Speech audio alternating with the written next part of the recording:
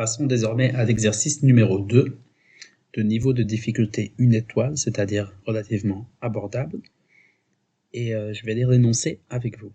En t'aidant du tableau périodique, représente la structure de bord du lithium, du carbone, du fluor, de l'hélium, du soufre, du calcium, du magnésium et de l'oxygène. Bon, on ne va pas tous les faire, on va en faire quelques-uns.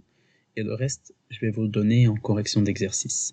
En fait, ce qu'il faut savoir, c'est que la structure de bord, c'est une représentation électronique de l'atome. C'est-à-dire qu'en fait, on va avoir le noyau central et autour, on va avoir une représentation des électrons qui, en fait, gravitent autour de ce noyau. Mais on verra qu'en fait, chaque couche peut contenir un certain nombre d'électrons spécifiques. Bon, si c'est pas très clair pour vous, ne vous inquiétez pas, on va voir. Vous allez vite comprendre au travers d'exemples, d'où l'intérêt de faire des exercices et non pas de la théorie constamment. Du coup, on va rapidement faire le premier exemple, comme ça, cela vous paraîtra beaucoup plus clair. On va le faire avec le lithium. Et en fait, on nous dit qu'on doit s'aider du tableau périodique. Pourquoi est-ce qu'on doit utiliser le tableau périodique? Parce qu'en fait, ce tableau périodique va nous indiquer le nombre d'électrons à répartir. Si vous vous rappelez bien, par exemple, on va prendre le cas du lithium. Le lithium se trouve ici. Le lithium se trouve à un numéro atomique de 3, qui correspond au nombre Z, qui correspond au nombre de protons.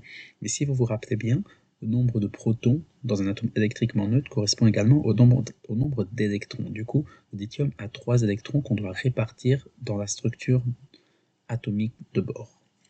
On va voir directement un exemple.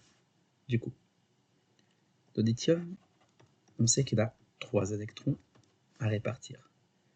On va représenter en fait de la manière suivante. On va dessiner, pour ainsi dire, le noyau de lithium. Et en fait, on va dessiner ici une première couche électronique qui est en fait la couche K, auquel on peut mettre au maximum 2 électrons, comme indiqué ci-dessus. Et étant donné qu'on peut mettre que maximum 2 électrons, on va passer à la couche électronique suivante. Et cette fois-ci, on peut mettre au maximum 8 électrons, mais ici, on n'a que 3 électrons à répartir. Du coup, on va simplement rajouter un électron sur cette couche et on a fini pour la structure atomique de bord de lithium, tout simplement. Et cette deuxième couche que j'ai dessinée, c'est la couche L. Très bien. On va passer au deuxième exemple, qui est le carbone, qui est un élément très courant. On va vérifier le nombre d'électrons que possède le carbone. Le carbone se trouve en 6e position, avec un nombre Z égal à 6. Du coup, un nombre d'électrons égale également à 6. Du coup, on a 6 électrons à répartir.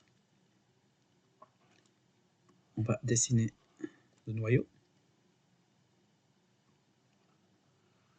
Auquel cas, on va dessiner la première couche électronique, qui peut accueillir au maximum 2 électrons, comme vu précédemment. Et on a 4 électrons à répartir, qu'on va disperser le plus éloigné au maximum. À savoir qu'après 4 électrons ici, si on avait dû rajouter un autre électron, on n'aurait pas pu le mettre, par exemple, comme ça. C'est pas possible. En fait, les électrons à plus de 4 électrons dans une couche, ils doivent ensuite aller de pair. C'est-à-dire qu'on aurait dû faire comme ceci pour le 7e électron, comme ceci pour le 8e électron, etc., etc. C'est quelque chose qu'il faut retenir. Et du coup, on a réparti les 6 électrons pour l'atome de carbone. On va passer à un autre exemple. Et pour ça, on va utiliser quel élément? On va par exemple utiliser le magnésium. Du coup, magnésium, Mg. Première chose à faire, c'est vérifier le nombre d'électrons que possède le magnésium. Il en possède 12, comme figuré ici. Du coup, on va noter 12 électrons. Et on va commencer à dessiner la structure atomique de bord avec au départ le noyau, la première couche électronique qui peut accueillir au maximum 2 électrons, la couche suivante qui peut accueillir cette fois-ci 8 électrons, et comme expliqué précédemment, on a placé 4 électrons le plus éloigné possible pour éviter les répulsions électroniques, mais cette fois-ci on n'a plus le choix. On a d'autres électrons à rajouter, du coup on va devoir les apparier. Du coup on a dessiné combien d'électrons là? 10 électrons. Du coup on va dessiner la couche suivante qui est la couche M. On a K, L, M. Et cette fois-ci on doit placer 2 électrons et on va déplacer les plus éloignés possible. Du coup on a bien réparti 12 électrons.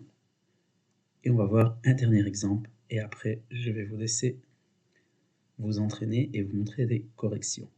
On va faire pour l'oxygène, qui est un élément très connu. L'oxygène se trouve ici, il a 8 électrons. Du coup, on va noter 8 électrons pour l'oxygène. Je vais dessiner sa structure atomique de bord, avec une première couche électronique qui peut accueillir 2 électrons au maximum.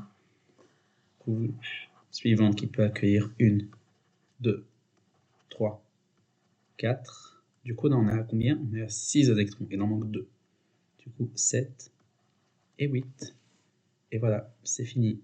Du coup, je vais vous montrer les corrections dans un instant, mais retenez bien que la structure de Bohr, c'est simplement une représentation de la structure électronique des électrons qui gravitent autour du noyau, tout simplement. Du coup, on se retrouve pour des corrections. Du coup, voici les corrections pour l'atome de fluor, d'hélium, de soufre et de calcium. Voilà, j'espère que cet exercice vous a aidé. Si vous avez des questions, n'hésitez pas à les poser en commentaire, mettez un petit like, abonnez-vous, cela aidera ma chaîne à grandir petit à petit, et on se retrouve très vite.